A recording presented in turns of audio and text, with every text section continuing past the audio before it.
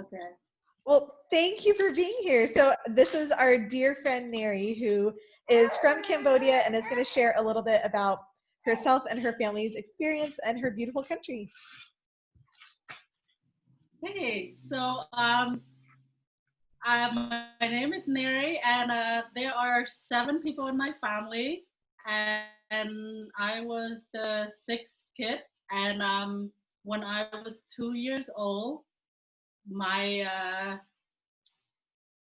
well, back in the 1970, there was the Khmer Rouge that took over the communists, and so during that time, they basically have a mass genocide. They kill over 1 million Cambodian innocent people, and most of them are educated and also people with talent and skill.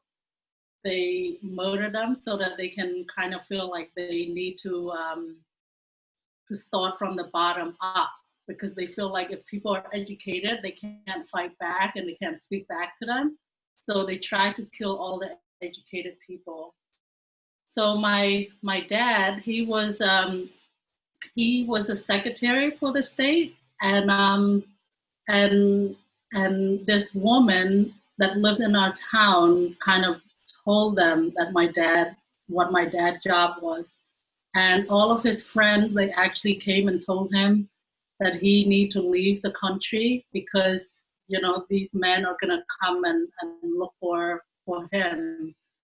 But my dad, having 7 children and my mom to take care of, he felt like it's his obligation to come back to his family instead of run away.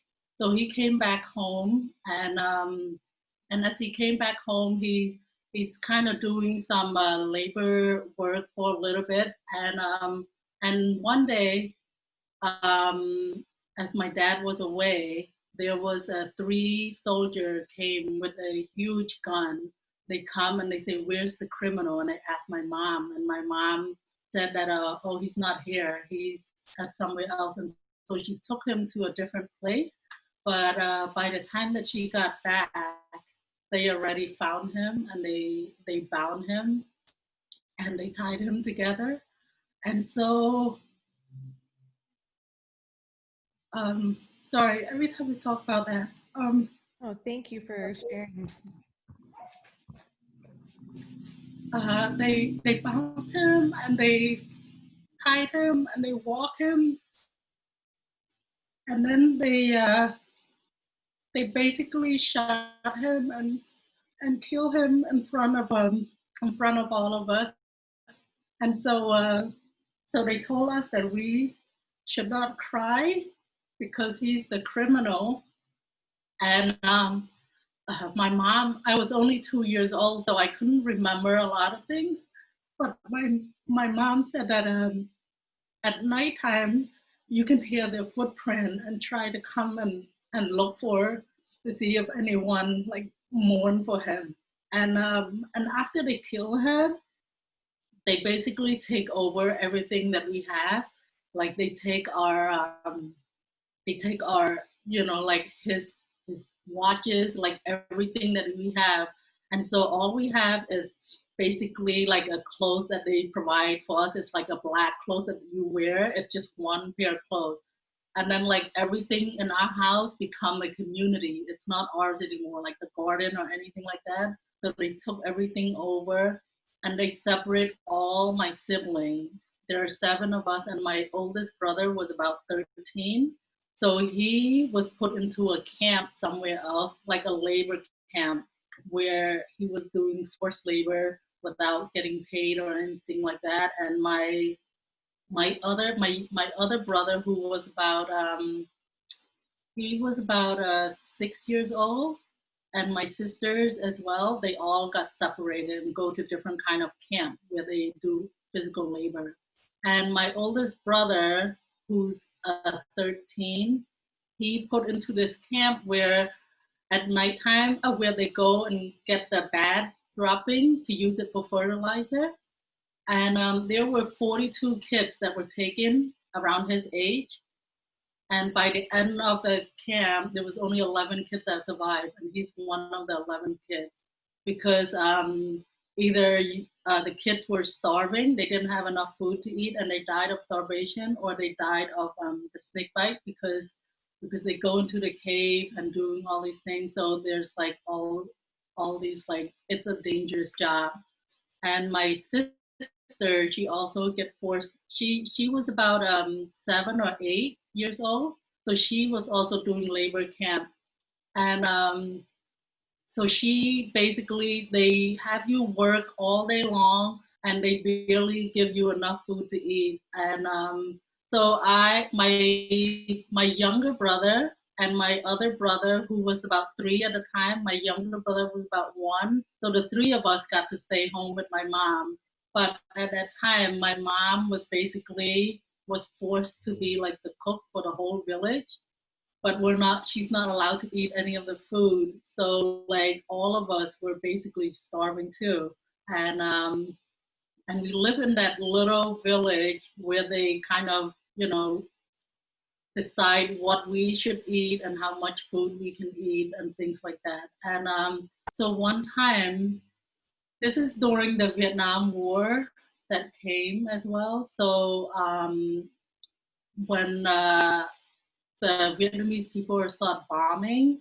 So they give you a permission to come and visit your family. So my brother hear all the bombs, so he started coming. He ran home. So it takes him a long time to come home, and and so the whole family were at home. So my mom, not being a member of the church or anything like that, had this really strong impression inside of her that she needed to leave that town as soon as possible. Like she didn't have time to pack anything, and so the rest of us thought left and leave that town. So like when sorry, I keep going back. Like when they take over, we we are not allowed to have any pictures. We're not allowed to have anything for memory. So my mom had one picture of my dad that she buried on and put a plastic bag and buried under the ground to hide, so that we can at least have something of him so we can remember.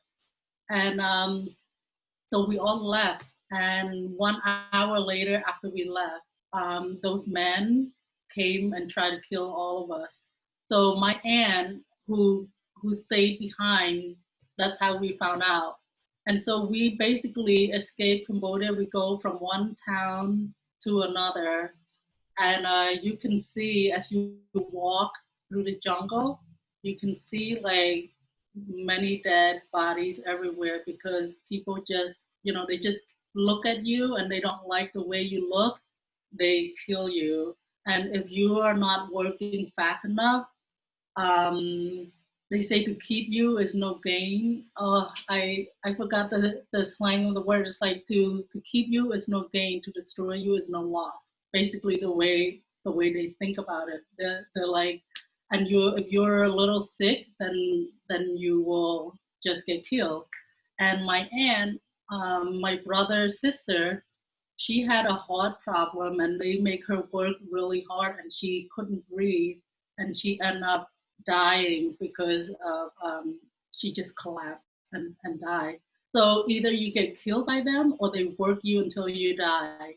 And and I just remember when we walk from one through the jungle, we only have a pot with us, and we carry a pot, and we don't have any other clothes with us, just one clothes, no shoes, and we walk in the jungle for about 2 years before we made it to Thailand. And during those times, we don't have any food to eat, so we eat a lot of bugs. We eat crickets, and then we have the best way to try to figure out how to catch a cricket. And we would get a stick and we would poke into the hole, and then we would saw the cricket and we would grab it and put it in a pocket. That would be like a special treat to eat any of those things. And as we got there, we basically, one of my brother got lost. So my mom had a string and she tied it onto our wrist. So all of us, we have to walk with a string tied. So one day as we were walking, there were a whole family that, because there's a lot of people that were trying to escape Cambodia.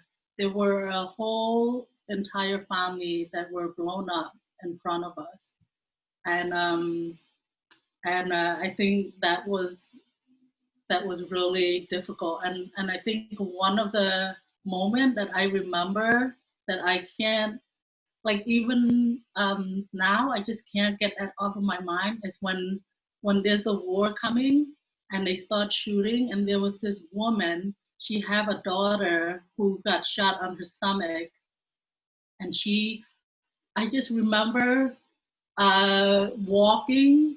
It was just chaos everywhere. I just remember walking. I remember seeing that woman like crying and ask people to help her daughter because she got shot.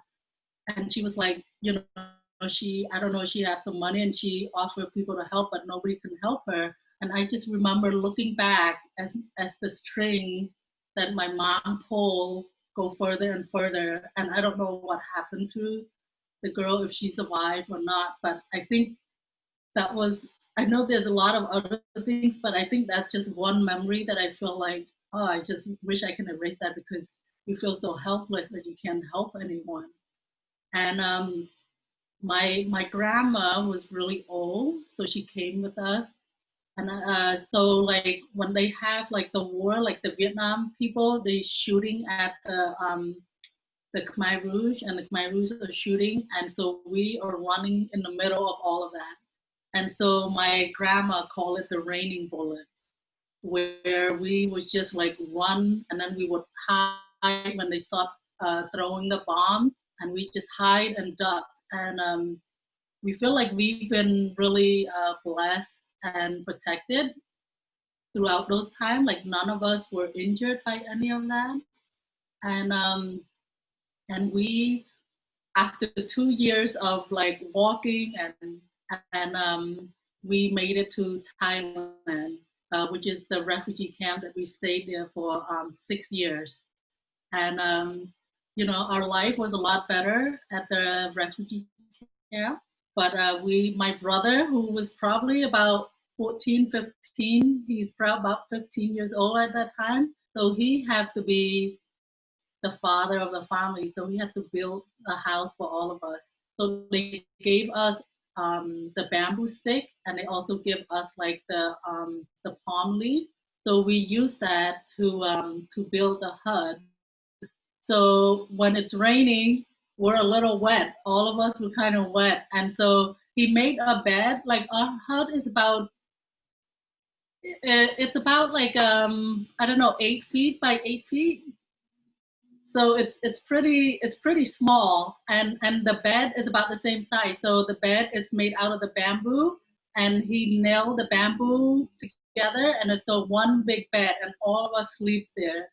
So one time we're all laying there, and I think the bed kind of broke, and I woke up, and I was like, where's my body? Because my head went out of the wall, and it was all the sun coming. But sometimes you get the nail stick onto you because the nail would come up. And but we feel like we have each other, like our family, we have each other, and we don't have a toys to play with, but you know, we just do whatever we can. And although we feel like our life is pretty good, even though we don't have a lot of food. And because I like, I've never tasted candy in my life until I came to America. So the first kind of candy that I ever tasted was Hall.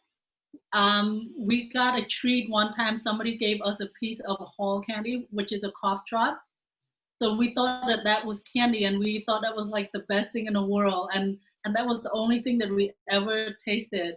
And so so I remember walking, because in Thailand there's, so my mom actually, somebody from a church, Seventh Day Adventist church, they offer my mom a job to be a baker. and she got a job there. So she baked donuts, and as her reward, they gave her one piece of donut and a half a loaf of bread. Is about this big, and she uses that donut and that bread, and we take it to the market and we sell them.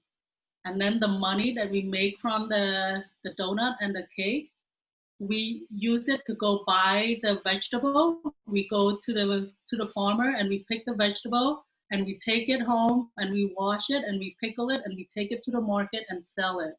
So we make about maybe a quarter a day, and that money we use it to buy rice to eat because we didn't have enough food to eat. And I just remember one time, like we would never have any clothes to wear. We're just walking around barefooted with no clothes, no shirt, just some pants. And my mom, she tried the best she can to help her children. So she make she have one chicken, one quarter leg chicken, and she cut them into 7 small pieces, and then that's our piece. We all have a piece, and my mom, and I look at my mom's bowl. She have nothing. Like all of us have something, and she have nothing, and we just look at her and we just like, here, why don't you take some with us? And she just really sacrificed at everything that she had for us. And a lot of the time, she go without food so that we can have some. And we just go into the market and just hope that I walk in the market and just hope that one day I can just find something to eat. And I remember just eating dirt so that my stomach can be filled because we were just so hungry. And one time I wanted to taste this caramel candy so bad, and this man, he just made this caramel candy and just you can stretch it, and I was like, oh, I just wish I can taste that caramel candy. And every day I would walk through that road. I don't know if you've seen Willy Wonka. Have you ever seen that movie?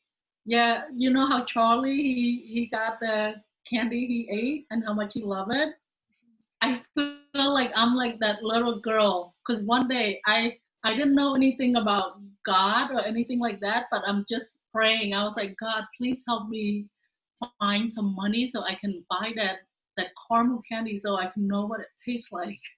And I don't know, after years, and I walked around one day and I think I found like a quarter on my feet, and I just found it. I picked it up and I was like, thank you.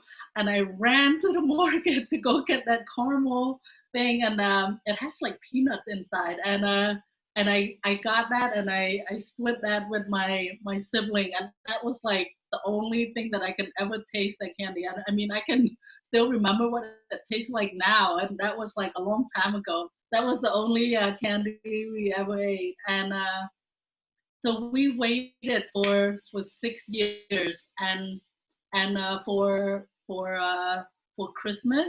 So our family, we feel like we're a lot more blessed than the other family because like for Christmas they give us like they throw a party for us. So every one of us will get one piece of grapes each.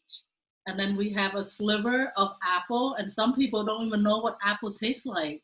So we were sucking on that one piece of grapes until it's like we try to make it as last as long as we can. And that's the same thing as apple. I never see what a whole apple look like. I just remember getting a little small sliver of apple.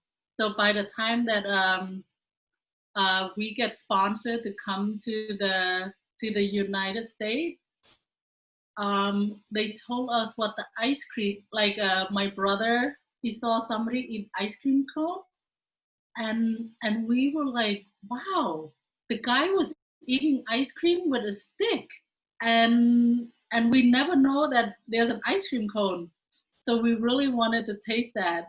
But finally, we didn't have the money to do that. So we were able to come. So after 6 years, our name was be put in. And here we're waiting and hoping that we can come to America because we know that our life could be changed. And one day our name was called and we were able to come to America. So the government sponsored us and they lent us the plane ticket so that we can come here. So we were in the so they took we had to go to the Philippines for one year so we can learn how to speak English. And the only thing that we learned how to say was yes and no. and and there wasn't a lot of food either. So when we arrived to Philadelphia, and when we got to Philadelphia, my cousin came to pick us up in a minivan. And when he picked us up, I never see what a building looked like. This was at nighttime, and I saw all the lights, the Philadelphia airport with all the lights around when we were driving. And I think to myself, I said, wow, the stars, like there's so many stars here, and they're like so close by. I didn't know that they were lights. And then when we arrived to South Philadelphia. We live on a third floor apartment, and I never see a building that tall before. It's like 3 story high, and I just look at it and I was like, wow, this is so tall. And I got so scared climbing up the stairs. By the time that we get up to the stair, our apartment has been um, has been like on the third floor. So there's a door, there's a kitchen when you go up to the third floor, and the kitchen, the door was open, and I saw the big white refrigerator, and I said, "What is that big white box?"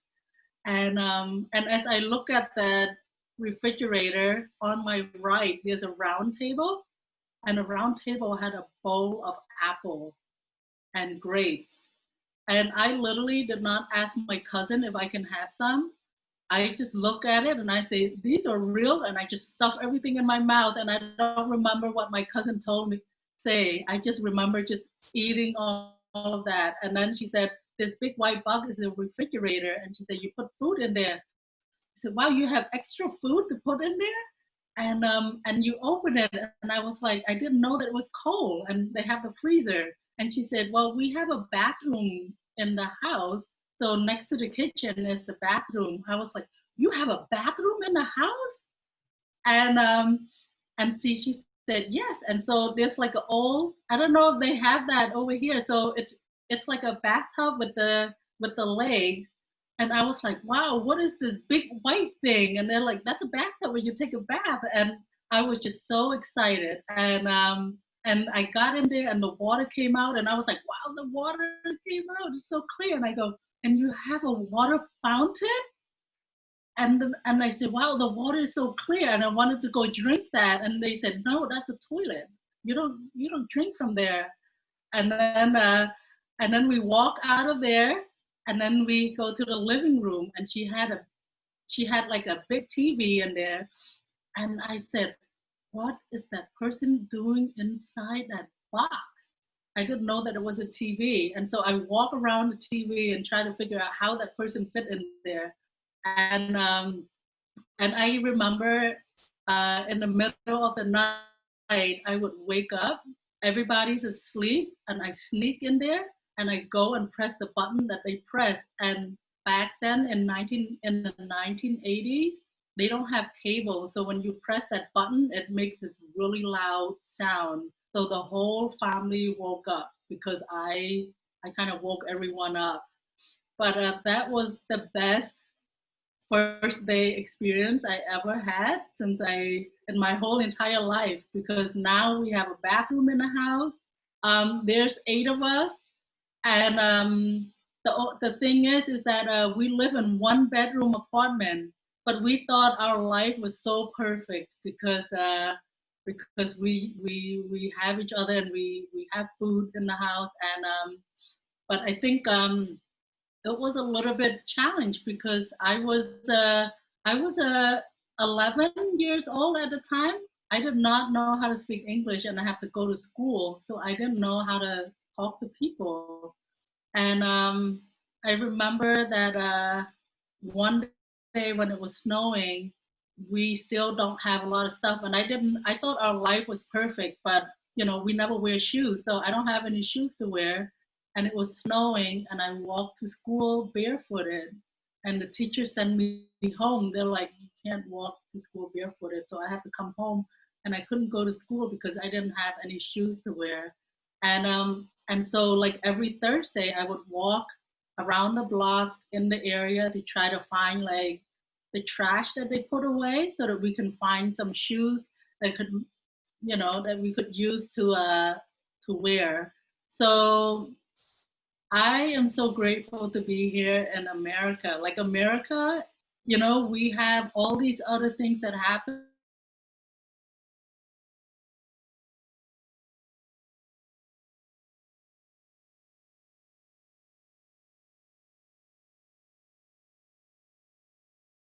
we don't have the opportunity to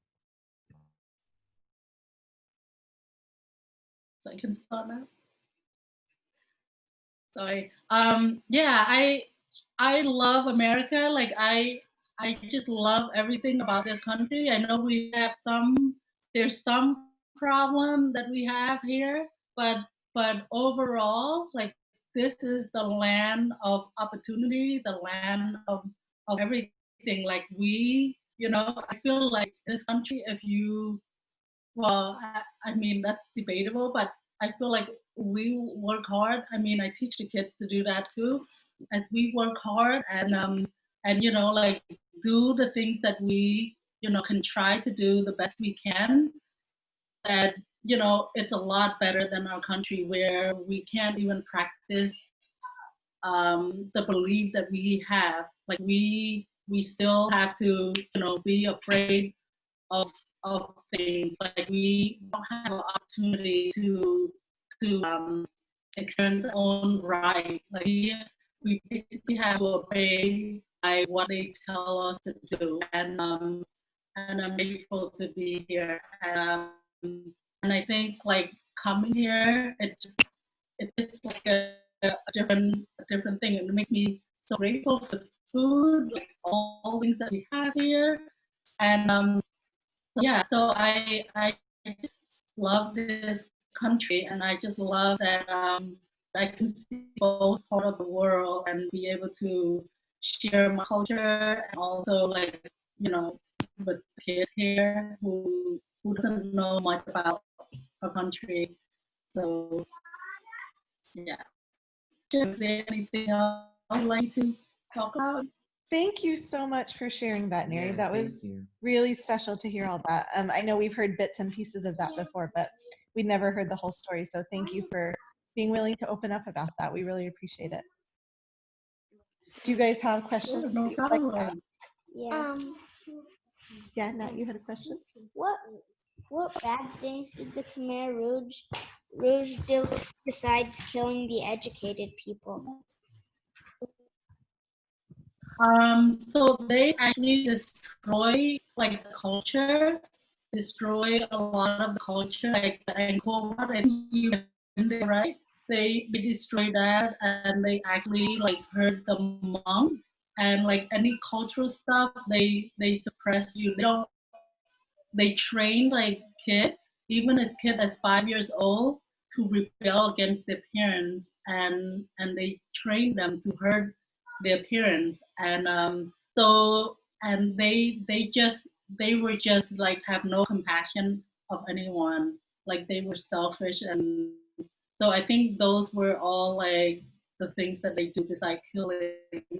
They emotionally like try to brainwash you to like to basically can't they don't want you to think for yourself. They basically want you to do everything that they say. And I think that was one of the reasons why they were murdering all these people. Thank you for sharing that. That's a really good question. Yeah. What's your favorite food? Cambodian food? My favorite So my favorite Cambodian food has to be papaya salad. And I love to eat vegetable. And your mom, I don't know if you guys is still, your mom's still vegetarian, but The kids are. oh, awesome. So vegetable is our main source of food in our country. And so like remember the story that I share about the pickle vegetable? That is one of my favorite vegetable. It's like a mustard green and they pickle it and you eat it. That's something I like a lot because in our country we didn't have any meat. So yeah, so we eat a lot of vegetable. Very cool. Thank you. You had a question too? Um, did you um did you have like a really comfy pillow that you slept on? When she came to the US? Now Mhm. Yeah, I think she's wondering when you I came to didn't the start US. that. I don't think we have any pillow. We actually didn't have a bed. We we came to the U.S. We stayed in a one-bedroom apartment. We lived there for maybe 4 years. We stayed in that one room, and so we kind of all sleep on the floor still. So we didn't have any. We didn't know that it was not normal. Because we didn't have anything. Like when we got to this country, I think the government gave us an allowance to buy the bag of coat. I think the person that kind of came here to sponsor us, they all those money, so we didn't have anything. So I actually go to school without having a coat because we didn't know. But yeah, it was no, we didn't sleep on the bed, or I don't think we even have any pillow either. We just lay on the top of the clothes. But now I have really comfortable pillows. And a comfortable bed too. Now I'm royal. And I actually, when I say a prayer at nighttime, that's one thing that I always pray. Like I feel like I can never forget that. It's like I always pray that I am so thankful for a comfortable bed, and I'm always so thankful that I have food. Those are the two main things that I always pray for every day. And I think your mom might know that my basement, I have food that probably lasts me like a year or 2 years. So when the coronavirus happened, I have not gone to the store to buy toilet paper. I didn't have to go to the store to buy any other food because we have so much food in my house. Because I didn't want to happen again. I didn't want to feel like hunger again because I feel like we all get affected differently. Like my sister get affected by a different way, so she coped differently. Like for me, I get affected by like food. Like I feel like I have to have a lot of food, and I can't watch people starve. So a lot of time I had to cook a lot of food, even though we don't need it as much. And whatever we have left over, we just bring it or give it to other people because that's Well, just you were one always thing that so I generous about feeding everyone who comes within a mile of your home. I know. I think we've stopped by to say hi and left like 3 pounds heavier. Like not even a little bit. And then when you have invited for a meal, I swear I just kept waiting for another dozen people to knock on the door because I didn't know who all of that food was for. You know how to make sure people just are make me well, for me, it makes me feel so happy to know that there are at least less people out there that are less starving or less hungry, because I just don't want people to feel the same way. So, so yeah. I love. Do you guys have another question?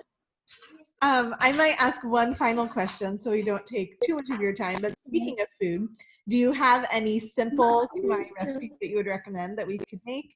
You mentioned papaya salad, or I know you've made spring rolls before. Oh yeah, I was gonna tell you that the spring roll. I actually took some picture I don't know if I can share it in here, but spring roll, that's something that is really easy to make. And I don't know if I will show you how to make sauce. So spring roll I think we've is observed like you making that. Yeah. Yeah, it's like a rice paper, and you dip it in the water like for a second, and you take it out, and you put like all the fresh ingredients like a lettuce or anything you have in your fridge. Like you can shred carrots, and you can shred like and then cucumbers, and if you like tofu, you put tofu in it, and then you roll it, cilantro, and bean sprout, and Brussels sprout, anything like that. You roll it, and you dip it in a hoisin sauce, like pea sauce. And like hoisin sauce, they sell at cost, but then I did with peanut butter, and you put some black pepper, and like it spicy, you make it spicy, and you put garlic in there, you like garlic, and then you squeeze some lime on it, and then you kind of mix it up and dip it and eat it. It's so good. And yeah, and that's one thing that's like everyone's favorite. I They love love that. to It's eat. always so good. The kids love spring rolls as well. Yeah. Yeah. Do they? Oh yeah. I I wish we lived close by because make vegetarian spring roll. We put a taro. I don't know if you ever used taro. We haven't. Like it's like a big, but it looks like potato, but it's not. It's taro. They grow like a Yeah, I've had it in plant. smoothies before, I think, but Oh yeah. They actually been smoothie. So you put that in a spring egg roll, and you just put a bunch like with the taro and some bean fat noodle and some onion. You chop the onion and black pepper and kind of season it, and you put it in the egg roll, and you fry it, and it's really good with so soy sauce in there. now we're all feeling Yeah, hungry. I have more. I'll send it to you. I send you the recipe. Yeah, that would be You great. if you like that. Yes, please. That would be Yeah. wonderful. Well, Yeah, thank you I so will much, do Mary. This has that. been amazing and such a gift to hear your story. Thank you for being willing to open up to us. Thank you so much for allowing me to do that. And so good to see all of you and your Fun to see you. kid is so